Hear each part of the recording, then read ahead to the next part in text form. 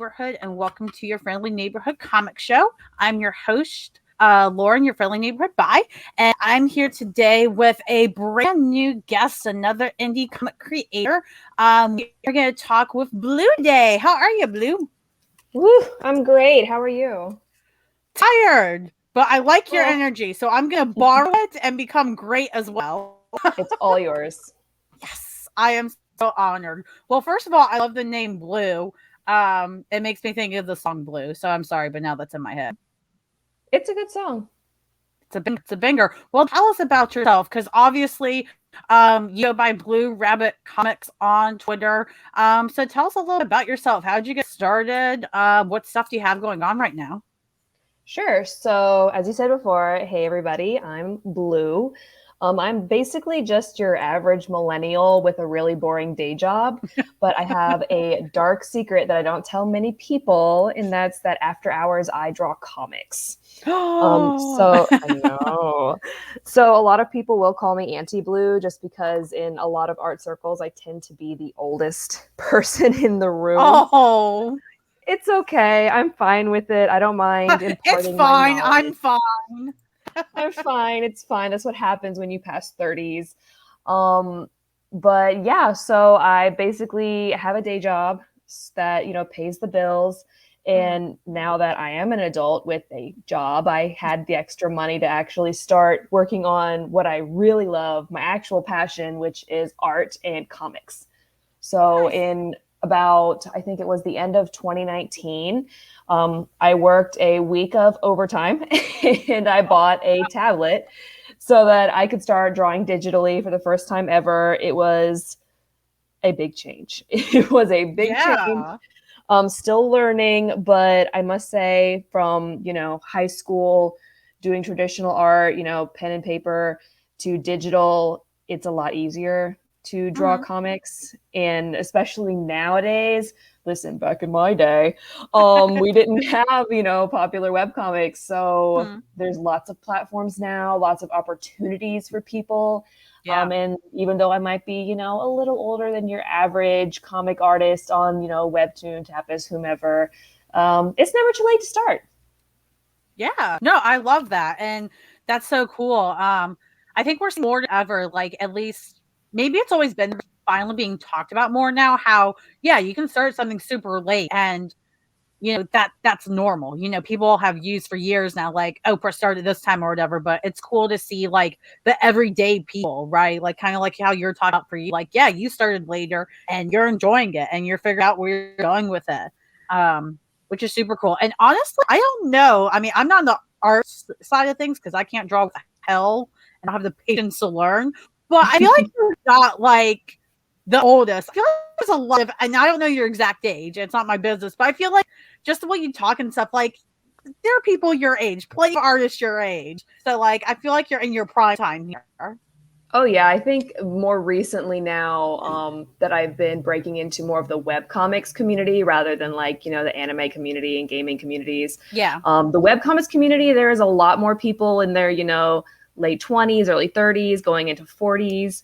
But before that, somehow I immediately attracted the young people to my work, which is great. It's actually like my target audience. But Uh-huh. it definitely made me feel a little old, but that's fine. It's fine. Everything's fine. That tends to be the millennial chant we do every day. So at least Yep. it's times. But no, I think that is really cool. And it's I don't know. I feel like, I mean, because I'm getting older, I'm still on the younger end, I guess, but I'm starting to catch up. And it's definitely interesting to me to see how, like, it means more to me now to affect younger people than it did when I was that age, if that makes any Mhm. sense. When I was like 20, like, younger 20-year-olds, I was like, whatever. I want to affect people older than me. And now that I'm getting older, it's the reverse.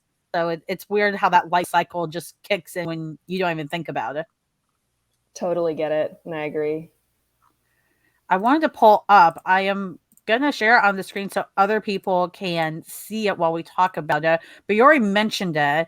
Your current web comic going on right now. Tell us a bit more about it because you've already said that's aimed at the younger audience. Why is it aimed at the younger audience? Sure. So my first actual, project that I'm really putting all my work behind is called Blue Remedy. I actually started it when I was in high school, but as I've grown, the whole story has grown with me. My perspectives have changed. The things I've experienced has changed. And I just look back at my thoughts when I was younger, growing up in like a more conservative area, and am basically trying to communicate the things I wish I knew back then that would have made me, honestly, probably a easier person to get along with when I was younger. So the reason that I aim this towards younger people, which by younger I do mean like maybe 15, 16 and older, because unfortunately, especially these days, if you live in the United States, you're hearing a lot of really terrible stories of things that happen to very young people. Right. And they're happening. It's real things that are happening. And I just think it's really important for people to know that they're not alone. You know what I mean? So my story is based on characters who are, I believe the youngest is around 20 years old. Most of them are older because, as in, older person, late 20s, early 30s, that's easier for me to write for. But I still think that it really relates to younger people, where they can see the problems that even us as, adults, quotes, never stop being a youth, that we go through it too. And you can get through it even when it seems incredibly hard. Yeah. What I wanted to comment, because you said never too young to be a youth. I'm like, well, if you're saying a youth, you're probably in the older age. We're probably hitting that point, unfortunately for us.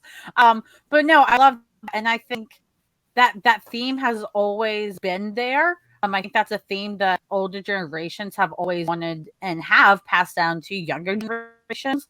I know I saw it a lot and still see it, with the LGBTQ community, like it gets better, things like that. You're not alone. So I think that's just a theme that really resonates no matter what. It doesn't matter how different our generation is from after us or even after that theme will always be relevant to every day. So I think you really hit a universal thing that it's going to hit every single generation coming up. Well, I really hope so. Let it be the next great American graphic novel. I would be fine with that.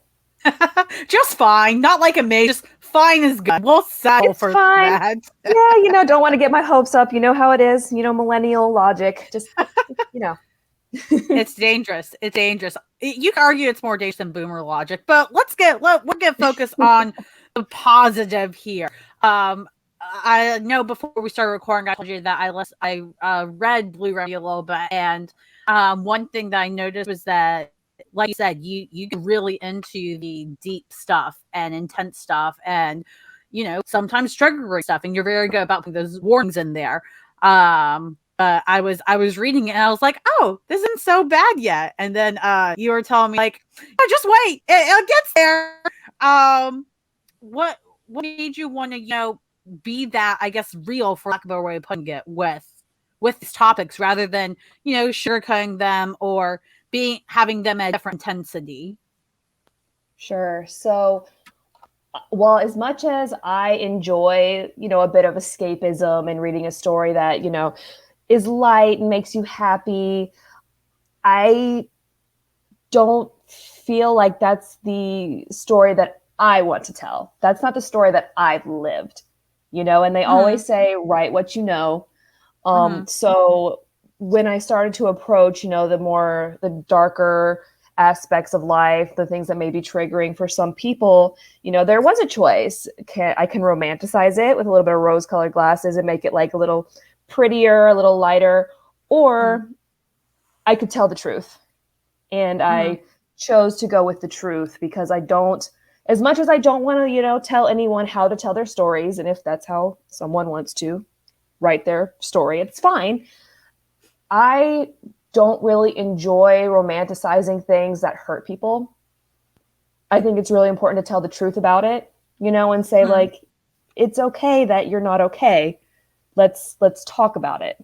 Let's go through it and look at it from maybe a safer, backseat seeing it happen to someone else, like a lot of my personal life experiences, even currently, that are really hard for me, I work it out through my story. And I Mhm. really hope that other people will be able to work out their current struggles by reading my story as well. Yeah. Oh, that's awesome, and I understand and honestly, personally agree with that perspective a lot. Even though, like you said, there's no one right way. There, I think it is important to show the reality of things, especially in today's environment. Unfortunately, I know it's today's environment like it's so different than before, but it is. So, I think giving people reality checks while also being sensitive to certain things is good. So I really enjoyed it. I think you've done such a good job on that. I'm excited to read more. Does it update weekly? Because it's a web comic. So how's that come out? Right. So right now, it is updating every 2 weeks, bi-weekly. I throw in little breaks as I need to. I really try my best to be able to keep up with Yeah. 2 weeks, but I am a one woman show. I do the writing, I do the art, and then, as I said before, I have a day job. And then come the beginning of next year, I will also have a new baby. Oh my So goodness, yeah, everything. I'm going to do my absolute best to keep it up, but I definitely will not stop. I just don't know how easy it'll be to keep up my schedule. No, that's fair. And honestly, that's the hardest thing with making content in any form for anybody is because people like consistency, and with life, it's just seems impossible more than ever to offer the consistency people like. Absolutely. But either way, I'm super excited to see what happens. I'm also super excited to see because I know you talked about how, your life influences your writing, like you allow it to do so, which is really cool. And I'm interested to see how your life next year and all that influences the comic coming up. So super Oh, excited to yeah, see how it. definitely. Yeah, super excited to see how he evaluates. Got another thing on here called Blue Shorts, and I do believe it is on Kickstarter right now. That is right. You are correct. So, Blue Shorts is my first printed comic book. So instead of doing vertical scroll for an internet audience, I wrote a comic book that was actually for print. And that is Mhm. so different from doing a vertical scroll. It took Yes. me about 6 months to draw everything up. But basically, it's taking the same characters from my main story, Blue Remedy, and Mhm. telling, I think I have in there 4 short stories about their lives, but the funny side. So while Blue Oh, okay. Remedy is more serious and dark, Blue Shorts is more funny, relatable slice of life. And to Mhm. go with the funny, like more comedic aspect, I drew them all as chibis. So yeah, I finished that, and I had done some studio prints where I printed and bound the books from my home studio, and they are gone. They sold out.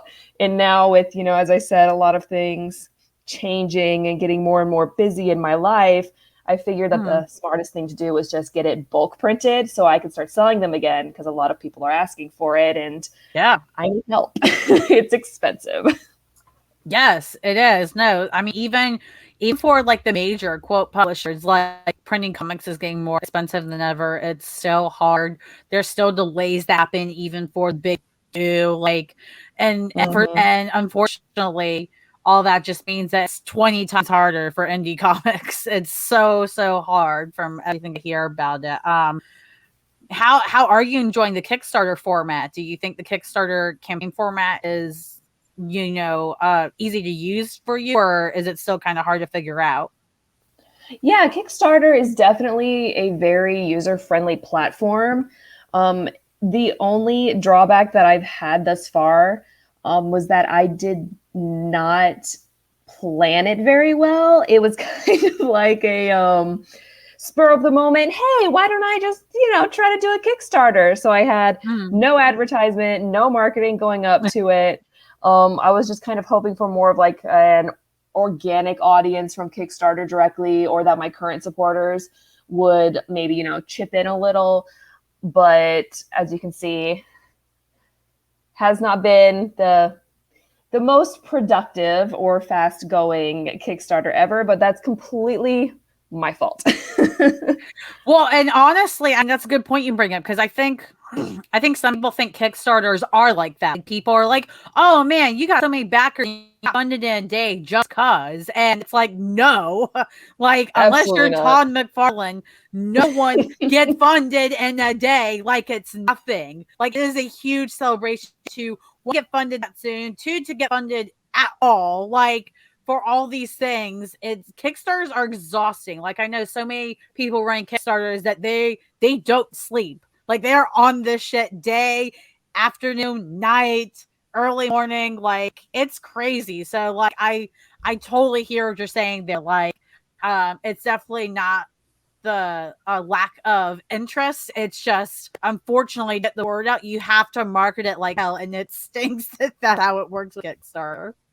I know. Oh my gosh. I mean, if it doesn't work out, that's fine. The art is done. So I can just try it again next year with a better plan. No, that's true. Absolutely. And either way, hopefully, our near new neighbors will be watching this later and they'll go back it. Cause I mean, four backers at 86 and a 300 goal, that's totally doable in 69 hours, which is our magic number here in the neighborhood, apparently. So it's golden there. It's possible. All right, let's see, guys. Let's make it happen. It's the smallest Kickstarter goal you've probably ever seen. It is. It's pretty small. Well, all that I budgeted for was just printing. So the writing was quote unquote free, just me paying for it from my own time. The drawing was free from myself, paying for it from my own time. So really all I'm asking for is some help, printing it, because surprisingly enough, printing from my home would have been cheaper than ordering, but that's because labor is not cheap. Labor is the most expensive thing. Like anytime I have my car worked on and I'm like, what the world is this price? It's always the labor that gets you every time. Oh God, I don't want to talk about mechanics. Don't I'm get so me sorry. I'm so sorry. We'll talk about cute chibi people like we have on here. Which, by the way, they look fantastic. Like I know chibi is a very common style nowadays, but these look so good. Thank you. Yeah, I tried to make it my own. I can't ever really mimic someone else's style or very, classic styles without it my own hand slipping in, as you would say. So I just leaned into it. I said, you know what? That's fine. This is what chibi is now. There you go. Yeah, I like how you made your own. I mean, because that's the thing is I've seen a lot of styles that go super hard into chibi, which is fine, but I think this style looks like it's gonna work really well for comics. So I'm excited to see it. I'm gonna be back and get right after this because that can't be like we can't be at just $86 out 300. That's insane. We're going to up that. I appreciate you. Thank you. Yeah, no, awesome. I did want to know, so you said there's about 4 short stories in here. Is there one in particular that you really are just excited for people to see or read? I think that the one that I know from the people who have purchased the studio prints and the one that took me the longest to draw is one that features Ian, which is my very, very fair-skinned, very slim, non-binary character. He, she, they pronouns, as long as you don't call them it, which will have... That's part of, season 2 on Blue Remedy. You will learn why he doesn't like it. But they are asked by Friday, which is my female character, to go and purchase some feminine hygiene products. And they don't know what that is.